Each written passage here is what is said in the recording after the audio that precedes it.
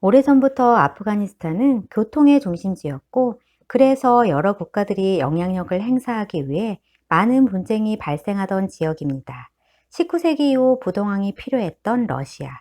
러시아는 바다로 진출하기 위해 강력한 남하 정책을 시작하는데요. 북유럽, 발칸반도, 동북아시아, 그리고 중동. 특히 중동의 이란과 아프가니스탄은 인도양으로 갈 수 있는 통로. 그래서 소련은 아프가니스탄의 영향력을 확대하기 위해 엄청난 노력을 합니다. 이에 맞서 영국은 러시아의 남하 정책을 저지하기 위해 이란과 아프가니스탄에 무력 간섭을 하는데요. 이 과정에서 영국과 아프가니스탄의 전쟁이 발생하고, 이 전쟁은 무려 3차례에 걸쳐 수십 년 동안 계속됩니다.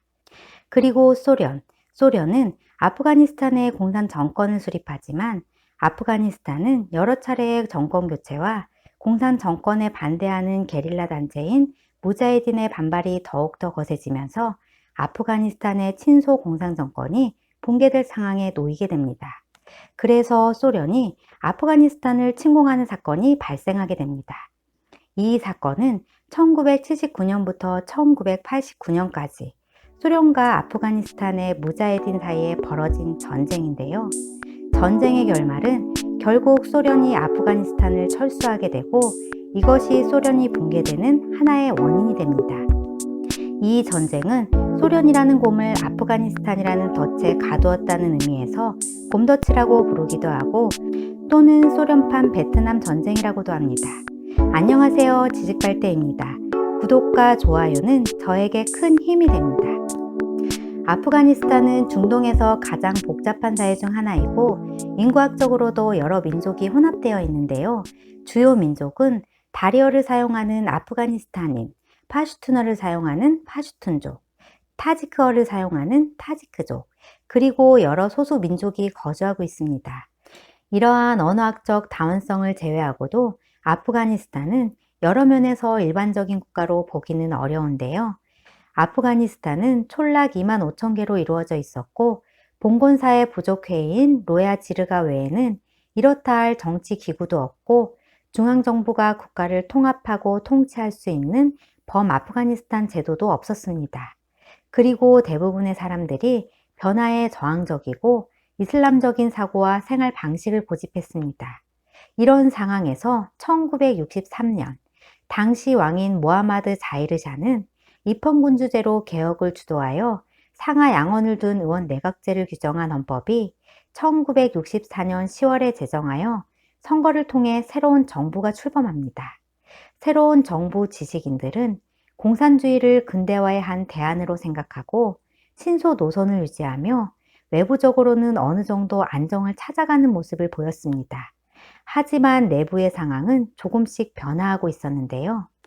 아프가니스탄 정부는 점진적인 근대화를 추구하고 있었지만, 해외파 관료들은 급진적 서구화, 특히 소련식 사회주의를 주장합니다. 하지만 이런 서구화와 소련식 사회주의에 반발한 이슬람 세력들도 서서히 확장되고 있었습니다. 여러 세력들의 갈등이 얽힌 국내 상황에서도 자이르샤 국왕은 아프가니스탄을 안정적으로 통치하고 있었는데요. 1973년 7월 역사적인 사건이 발생합니다. 이 사건은 자이르샤 국왕의 해외 순방을 틈타 전 총리인 모하마드 다우드 칸이 쿠데타를 일으킵니다. 그리고 왕정을 무너뜨리고 공화정을 세우게 됩니다. 평화와 안정을 유지하던 왕정을 쿠데타로 무너뜨리고 들어선 공화국은 급진적 개혁 정책으로 이슬람주의자의 반발을 사고, 반공 정책으로 공산주의자들도 반발하게 되면서 이슬람주의자와 공산주의자들에게 동시에 압박을 받게 됩니다. 그리고 국가는 혼란 속으로 빠지게 됩니다. 결국 1978년 4월 누르 무함마드 타라키가 이끄는 마르크스주의자들이 공산주의 혁명을 일으키고, 이 혁명으로 다우드칸 공화국 정권이 붕괴되고 다우드칸이 살해당합니다. 누르 타라키와 하피줄라 아문이 이끌던 좌파 정당이 주도권을 장악하여 공산 정권을 수립하고 타라키는 대통령이 됩니다. 이것을 샤오루 혁명이라 부르는데요. 좌파 정당은 온건파 파르칸과 급진파 할크로 다시 분열됩니다. 타라키 대통령은 여러 가지 급진적 근대화 개혁을 시도하고 이에 저항하는 전통 무슬림들의 반동을 무자비하게 탄압했으며 정치범 수천 명이 체포되고 2만 7천 명이 처형을 당합니다.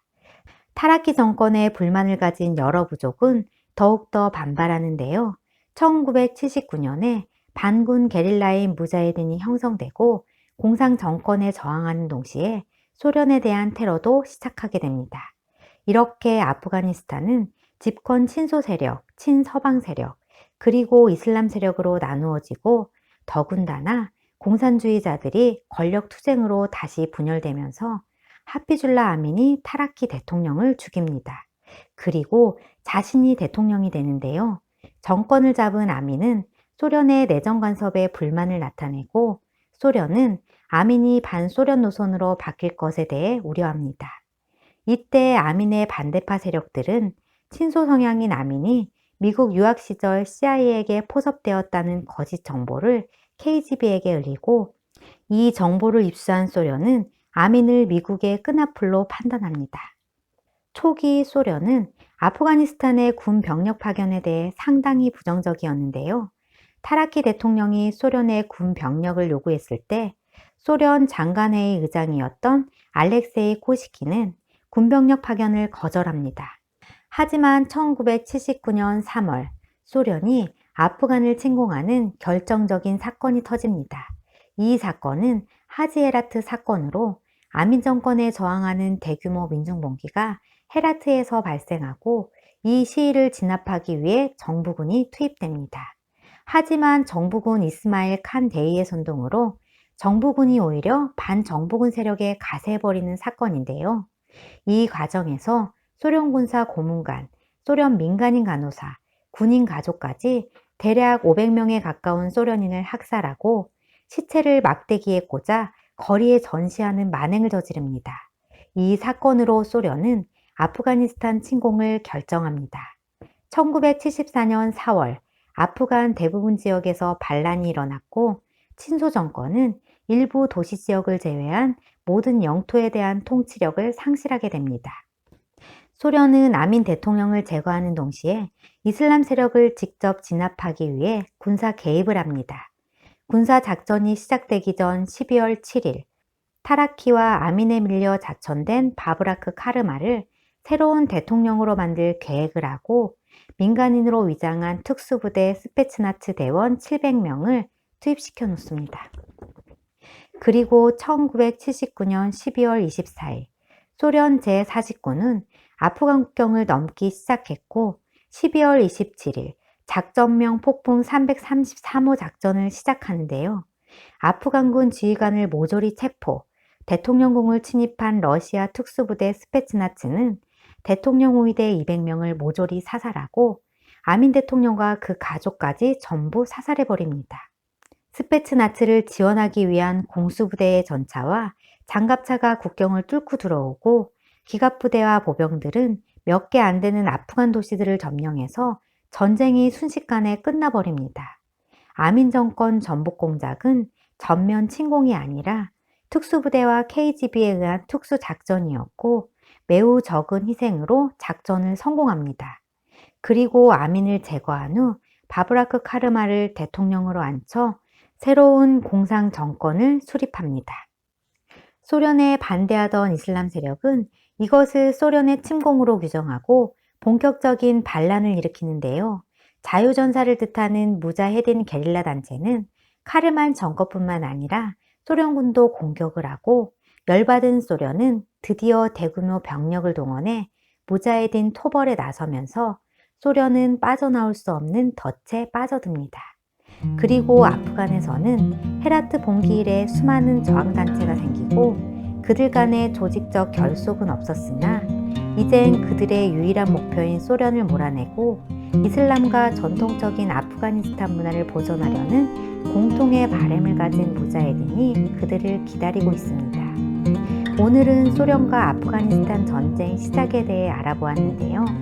다음 편도 많이 기대해 주시고 내용이 도움이 되셨다면 구독과 좋아요 꼭 눌러주세요.